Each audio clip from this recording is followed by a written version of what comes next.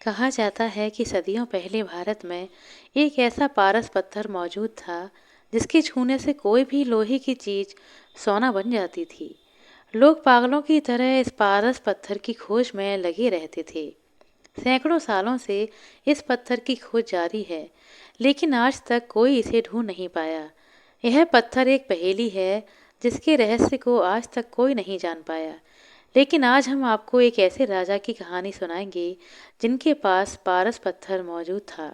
तो आइए ले चलते हैं आपको पारस पत्थर के इस रहस्य से भरे एक रोमांचक सफर पर। एक बार एक राज्य में एक हसियारा घास काटता था। राजा ने उसे जंगल से घास काट कर लाने का आदेश दिया। राजा की आज्ञा पाकर घसियारा जंगल की तरफ चल दिया और घास काटने लगा। घास काटते काटते अचानक उसे कुछ आवाज सुनाई दी, जैसे लोहे का हंसिया किसी चीज पर टकराया हो। पर उसने उस तरफ ज्यादा ध्यान नहीं दिया। अचानक वह देखता है कि उसके हाशिए से घास काटना मुश्किल हो रहा था। अभी तक तो सब कुछ ठीक चल रहा था, लेकिन अचानक यह क्या हुआ, कुछ समझ नहीं आ रहा था।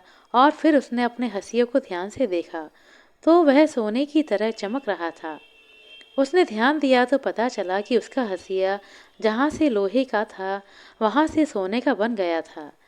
यह देखकर वह एकदम आश्चर्यचकित रह गया, क्योंकि इससे पहले उसने ऐसी विचित्र घटना कभी नहीं देखी थी। लेकिन वह घसियारा बहुत ही भोला भाला था। घास काटना उसके लिए ज़्यादा जरूरी था। इसलिए वह सीधा एक लोहार के पास पहुंचा और उससे बोला, भैया, मेरा हंसिया अचानक सोने की तरह चमकने लगा है और पता नहीं क्या हुआ कि घास काटना भी बंद कर दिया है। इसलिए कृपया आप मुझे दूसरा लोहे का हंसिया दे दें और मैं आपको यह सोने का हंसिया दे देता हूँ। सोने के हंसिये को देखकर लोहार लालच में पड़ गया। उसने तुरंत वह हंसिया लेकर लोहे का हंसिया उस घसियारे को दे दिया। लोहरी की तो चांदी ही चांदी हो गई और वह फूला नहीं समा रहा था। दौलत उसके पास खुद चलकर जो घर आई थी। साथ में वह घसियारे की बेवकूफ़ी पर बहुत तेज हंस रहा था। घसियारा वापस जंगल चला गया और घास काट कर राजा के महल चला गया। अब लोहार को उसका लालच अंदर ही अंदर और ज्यादा सता रहा था। उसके मन में तीव्र इच्छा उठ रही थी कि जिस चीज से यह टकराया था, उस पत्थर को अगर मैं पा लूं तो मालामाल हो जाऊंगा। इसलिए वह तुरंत जंगल जाकर उस पत्थर की तलाश करने लगा। बहुत देर तक खोजने के बाद जब वह पत्थर उसे नहीं मिला तो वह हताश होकर अपने घर वापस आ गया। कई दिनों तक ऐसा ही क्रम चलता रहा। अब वह रोजाना घंटों पत्थर ढूंढने जंगल जाता था। लोहार की बीवी भी उसका पागलपन देखकर व्याकुल हो रही थी। वह रोज उससे पूछा करती, आप घंटों तक रोजाना कहाँ जाते हैं? लेकिन वह किसी को कुछ नहीं बताना चाहता था। आखिर उसे यह बात राजू रखनी थी। एक दिन उसकी मेहनत अचानक रंग लाई। उसका पैर एक पत्थर से टकराया तो वह गिर पड़ा। उसके हाथ में जो लोहे का कड़ा था, वह जाकर उस पत्थर से लग गया। देखते ही देखते वह कड़ा सोने का बन गया और लोहार की आंखें फटी की फटी रह गईं। वह तुरंत उस पत्थर को उठाकर घर की तरफ दौड़ा और चुपचाप लाकर बड़ी हिफाजत से संदूक में रख दिया। अब तो वह दिन रात लोहे की चीजों को सोने का बनाने में लग गया। धीरे धीरे उसकी धन संपदा दिन दूनी रात चौगुनी बढ़ने लगी। वह एक साधारण लोहार से एक बहुत बड़ा साहूकार बन गया। परिवार भी बहुत खुश था और लोहार भी मजे से अपना जीवन यापन कर रहा था। राजा भी उसकी धन संपदा देखकर बहुत हैरान था। कुछ ही महीनों में एक साधारण सा लोहार कैसे इतना धनवान बन गया कि राजा को टक्कर देने लगा। लोहार अब साहूकार बन चुका था। उसकी बेटी बड़ी हो गई थी और विवाह लायक भी हो रही थी। साहूकार ने उसके लिए लड़का देखना शुरू कर दिया। बड़े बड़े राज्यों के पंडित और विद्वान उसकी पुत्री से विवाह करना चाहते थे। विवाह तो बस कहने की बात थी, वह तो साहूकार के धन की तरफ आकर्षित थे। एक दिन राजा का पुत्र साहूकार के घर के आगे से गुजर रहा था। साहूकार की बेटी को देखकर वह उसके प्रेम में पड़ गया। उसकी खूबसूरती किसी स्वर्ग की अप्सरा से भी लाख गुना ज्यादा थी। महल जाकर उसने अपनी इच्छा अपने पिता को बताई और साहूकार की बेटी से शादी करने का अपना निश्चय कह सुनाया। राजा भी बहुत खुश हो गया कि एक धनवान साहूकार से रिश्ता जुड़ने जा रहा था। इसलिए वह रिश्ता लेकर साहूकार के घर चला गया। साहूकार भी राजा के घर से आया रिश्ता देखकर ठुकरा नहीं सकता था। आखिर उसकी बेटी भी राजकुमार की पत्नी जो बनने वाली थी और राजमहल की बहू कहलाने वाली थी। उसके लिए यह गौरव की बात थी, इसलिए साहूकार ने तुरंत ही वह रिश्ता स्वीकार कर लिया और बड़ी धूमधाम से राजकुमार का विवाह साहूकार की बेटी के साथ संपन्न हुआ। पिता ने बड़े प्यार से वहीं चमत्कारी पत्थर निकालकर अपनी बेटी के हाथ में थमा दिया कि बेटी, यही सबसे बड़ी धन संपदा है जो हमारे पास ईश्वर की धरोहर है। आज मैं तुझे अपनी सबसे कीमती चीज सौंप रहा हूँ। इससे तुम जो चाहोगी पा सकती हो। राजा और राजकुमार दोनों पिता का भाव देखकर बड़े ही खुश हो गए। बारात नर्मदा नदी के पास से गुजर रही थी और अचानक राजकुमार ने सैनिकों को रुकने के लिए कहा। घोड़े से उतरकर राजकुमार डोली की तरफ बढ़ा और डोली का पर्दा हटाकर अपनी पत्नी से बोला, तुम्हारे पिता ने तुम्हें बहुत अच्छे संस्कार दिए हैं।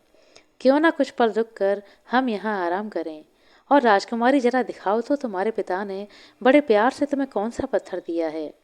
राजकुमार की बात सुनकर राजकुमारी ने तुरंत अपने पास रखा हुआ लाल कपड़े में बंधा वही पत्थर दिखा दिया कि यही मेरे पिता की सबसे बड़ी पूंजी है। इससे हम जो चाहें वो पा सकते हैं। राजकुमार ने अपने हाथ में वह पत्थर लिया और उसे गौर से देखने लगा। अचानक वह पत्थर उसके हाथ से फिसलकर नदी में जा गिरा। देखते ही देखते पत्थर नदी में डूब गया और नर्मदा नदी की गहराइयों में छुप गया।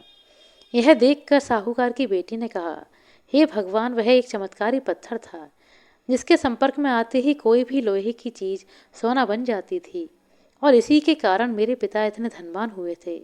आपने यह मूल्यवान पत्थर नर्मदा नदी में फेंक दिया। अब राजकुमार को बड़ा पछतावा हो रहा था।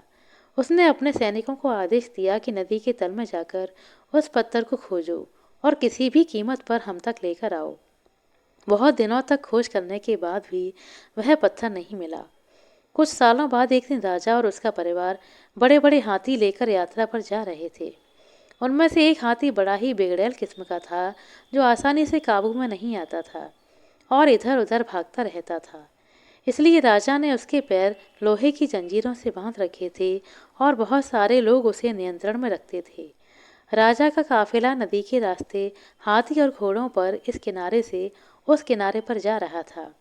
जैसे ही सेना दूसरी तरफ पहुंची तो राजा की नज़र हाथी की जंजीरों पर पड़ी, जो नीचे से सोने की बन चुकी थी। राजा देखकर हैरान हो गया कि ऐसा कैसे हो सकता है। उस तरफ तो यह जंजीरें लोहे की थीं, पर इस तरफ पहुंचते पहुंचते यह सोने की कैसे बन गईं। राजकुमार ने राजा को उसी पारस पत्थर के बारे में बताया। राजा को राजकुमार की गलती पर बड़ा अफसोस हुआ। उसने अपने पूरे राज्य की सेना उस पत्थर को ढूंढने के लिए नर्मदा नदी में उतार दी, लेकिन वह पत्थर था कि मिलने का नाम ही नहीं ले रहा था। हताश होकर राजा अपने घर वापस आ गया। कुछ दिनों के बाद में नर्मदा नदी पर एक बहुत बड़े मेले का आयोजन हुआ और देश विदेश से लोग उस मेले में भाग लेने के लिए आए। बहुत सारे नाटक कलाकार, गायक और चित्रकार वहां पर अपनी कलाएं दिखा रहे थे।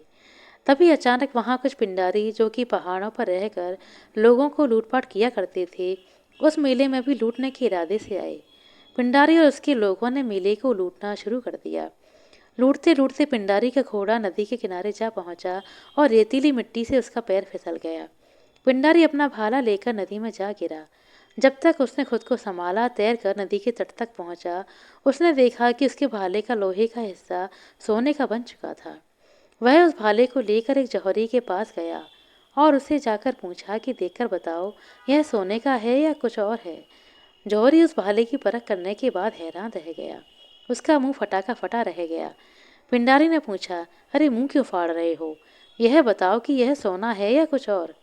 जौहरी ने कहा, मैंने अपने जीवन में आज तक इतना खरा सोना नहीं देखा। यह सुनकर पिंडारी के होश उड़ गए और वह भी अपने 2500 आदमियों को लेकर नर्मदा नदी में कूद पड़ा। पत्थर की तलाश करने लगा। ढूंढते ढूंढते कई दिन बीत गए, लेकिन पत्थर नहीं मिला। पिंडारी भी वापस लौट आया। एक दिन एक दूसरे राज्य का राजा नर्मदा नदी के पास से गुजर रहा था। वह बहुत ही दानवीर और अपनी प्रजा के हित की सोचने वाला राजा था। उसकी सेना ने वहीं पर पड़ाव डाल दिया। राजा की आदत थी, वह सुबह सुबह जल्दी उठकर नदी में स्नान करके सूर्य नमस्कार करता था। जब सब लोग सो रहे थे तो राजा अपने शिविर से निकलकर नदी में स्नान करने चला गया। सूर्य को जल अर्पण करने के लिए जैसे ही उसने अपने लोहे का लोटा जल में डाला, जल भरकर बाहर निकाला तो वह सोने का बन चुका था। राजा यह देखकर आश्चर्यचकित हो गया और उसने तुरंत अपना हाथ पानी में डाला, थोड़ा इधर उधर घुमाया तो उसके हाथ में एक पत्थर आ लगा। आजमाने के लिए उसने अपने लोहे के कवच को उस पत्थर से लगाया तो वह कवच सोने का बन गया। राजा उस पत्थर को लेकर महल आ गया। धीरे धीरे राजा की धन संपदा और वैभव बढ़ने लगा। उसने राजकाज के बहुत सारे काम उस पत्थर की सहायता से किए। राज्य का विस्तार किया और प्रजा भी बहुत धनवान हो गई। आसपास के दूसरे राजा उस पत्थर को चुराने के लिए राजा पर बार बार आक्रमण करके परेशान करने लगे। चोरी के भय से राजा ने वह पत्थर तालाब में फेंक दिया ताकि वह किसी लालची आदमी के हाथ न लग जाए। तालाब की तलहटी में बैठकर एक ऋषि तपस्या कर रहे थे। वह पत्थर जाकर सीधा उनकी गोद में आकर गिरा, जिसका राजा को कोई ध्यान नहीं था।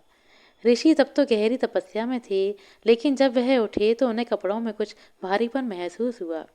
पत्थर दिखने में शालिग्राम जैसा था, इसलिए वह उस पत्थर को शालिग्राम समझकर अपने आश्रम में ले गए।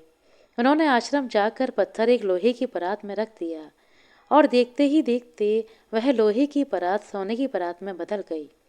यह देखकर ऋषि बड़े खुश हुए कि आश्रम की दरिद्रता दूर करने का ईश्वर ने उन्हें कितना अच्छा उपाय सौंपा है और यह पत्थर ईश्वर का आशीर्वाद है।